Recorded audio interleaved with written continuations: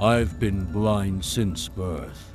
As I grew up, everything was described to me in such vivid detail that I didn't even realize why it was that important to see, especially having no reference point to compare it. We lived in a single-floor ranch house. That's what Father told me. In my mind, of course, I could see, although unlike how a sighted person could. I had spatial awareness. I knew where my bedroom was, where the bathroom, living room, and kitchen were. Each wall had its own texture.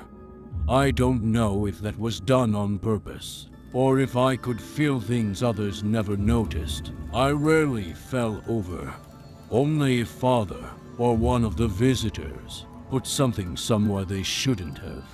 It was usually the visitors, and Father would shout. They visited infrequently, and only briefly when they did.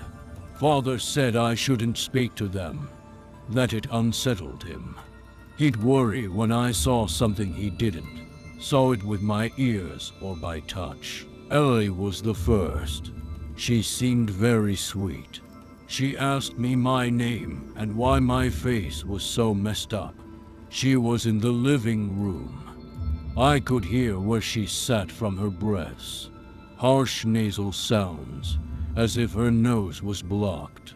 When Father had a cold, he'd always breathe through his mouth, big labored breaths, as he wasn't used to it. When people mentioned my face, I always touched it, trying to work out why it was so strange to them. When I asked if I could touch theirs, there was always a pause. I guess sighted people never did that. Why would they need to? When I asked Ellie if I could touch her face, she reluctantly agreed. But moments later, Father entered the room and asked me who I was speaking to. I told him, nobody. He would always punish me when I spoke about them. I think it scared him. He'd take my arm and march me off. I'd be knocked off balance and disoriented, to the point where when he finally set me down, my hands would frantically search my surroundings until I knew where I was. It was usually my bedroom, though every now and then he'd leave me outside, in the middle of nowhere. That was the worst. I would be lost and scared. He told me about the road that ran in front of the house, and explained that the sounds I heard were cars, that they'd kill me if they touched me. Those sounds were my only means of recognizing my surroundings. I waited until I heard one, and then knew which way to run back to the house. I heard Ellie that evening. She whispered to me, saying she was scared. I whispered back, but she didn't hear. I asked Father about Ellie. He didn't want to talk about her. I asked him why. He didn't reply. When I told him that she asked about my face, he asked me how I responded. I told him I wanted to touch hers. He laughed, though I knew he wasn't happy. I could hear the difference. When you laugh for pleasure, your mouth is wide open. When you pretend, your mouth is almost closed. To me, the difference is obvious. It wasn't until I was older that he explained. He said we lived in a special place, connected to the other world. That sometimes dead people slip through, people who died in pain and wanted to reach the living. He explained that because I couldn't see, I was able to tune into that they knew I was listening when others weren't. He said I had to ignore it. Otherwise, he told me, they'd latch on and never leave me. All the dead want is to be alive again, he said. It was dangerous, and they would trick me. He said he knew how to deal with them, but he couldn't help if they became attached to me. Alex appeared to me a few years later. She told me she was lost and didn't know where she was. I told her I wasn't allowed to speak to her. Still, she pleaded for help. I kept quiet, knowing what would happen if I said anything. "Did you speak to them?" Father asked. Though I was upset, I told him no. I wished I could help her. I knew what it was like to be lost, and it scared me. Alex didn't whisper to me at all. I'd ignored her, and she ignored me. Father saved me, and I was thankful. After Alex, I knew what I needed to do, so I did it. The spirits stopped bothering me after that, for a very long time. That was until Sarah appeared. Sarah didn't give me a chance to be quiet. I was on my own, sitting in the living room and listening to the television. "Help," she said. "I need to find a way out." I stayed silent. "You can hear me, can't you?" she asked, surprised. "I'm not allowed to speak to you," I told her. "Please," she begged. "I'm scared. I'm lost. I want to see my daddy." I gripped the arms of the chair and told her I wasn't allowed. "He's dead," she said. I didn't answer. "Your father is dead," she said again. I wasn't going to fall for it. I heard banging from around the room as things began to fly, and the shelves began to shake. "Stop it," I shouted. And it did. "Please help me leave," she said. I wasn't going to talk to her. I did the only thing I thought would help. I unlocked the front door, hoping she'd run out and get lost, just like I would do. When I heard from her no more, I locked the door and sat back down. I listened intently for any sign she was still there. Except for the sounds of the TV, it was silent. I hated when my heart raced. I became all too aware of the tick-tock feeling of the rise and fall within my chest, like it was about to explode. When I heard my father's voice, I screamed. "Son," he said, "I need your help. I think I'm dying." I did what he told me to do. I didn't speak. If he did die, he'd never leave me. Instead, I raced out into the open air and shouted for help. I shouted until my voice was hoarse. I heard the sounds of cars racing along the road in front of my house. I shouted until I heard someone respond. It was a woman. "What's wrong?" they asked. I told them I think my father was dying. They asked what had happened to my face. I pleaded with them to help me, and they promised they would.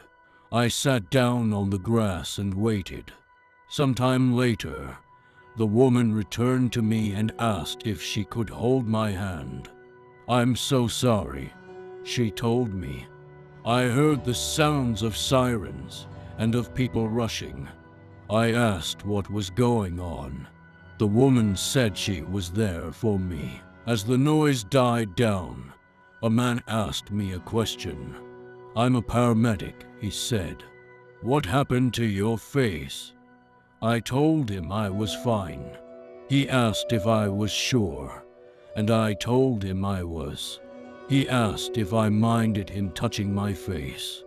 I said it was okay. A moment later, I felt a pressure release from around my forehead, and the air felt cold against my skin. It sounded as if he were peeling an orange. I imagined that in my head and worried he'd expose my insides. I screamed and asked what he was doing. He told me everything was going to be okay, and the woman squeezed my hand, telling me to be brave. I didn't know what it was I was experiencing. I felt a tight pain within my head, like when you smash your shin against something hard, followed by something I've come to understand as bright. It hurt so much. I began to cry. "What happened to your eyes?" the paramedic asked. I said I was blind. He asked to check them. The pain returned when he examined them. "Do you know him?" the man asked the woman who had helped me.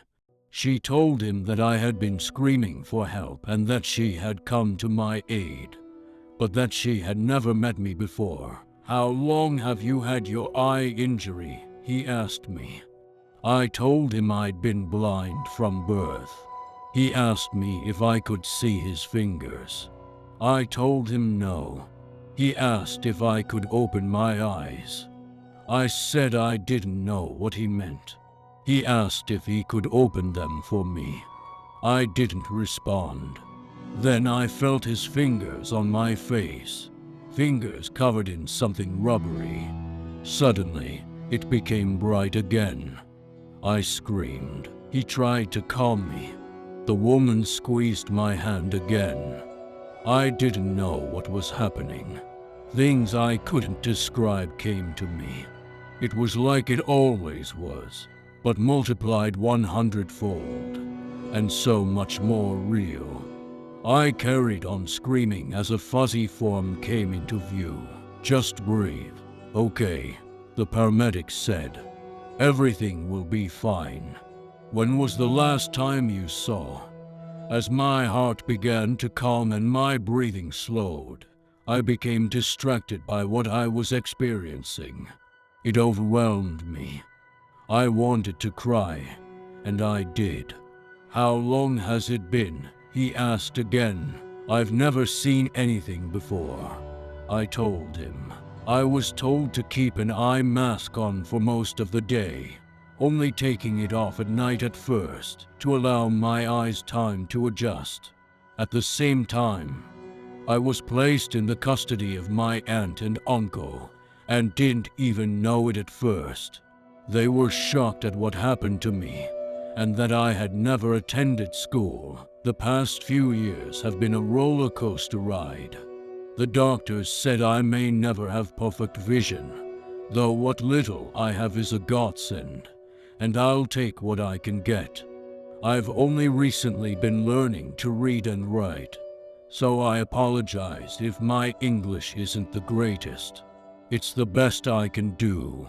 I've been asking my aunt what happened to my father, but all she says is that he died of a heart attack. I asked what sort of man he was. She says he was her brother, and she'll love him no matter what. My uncle doesn't want to talk about him at all. I've been using the computer a lot recently, and really enjoying the internet. I can't believe such a thing exists. After being so lonely for so long, I can talk to whoever I want, when I want, though I'm wary of that. After all, how do I know if who I'm speaking to is alive? No one seems to share my father's concerns about that. Today I was on a forum discussing the spirit world. I was so happy to find people who I could relate to, and someone curious about my username sent me a link to an article on a true crime website.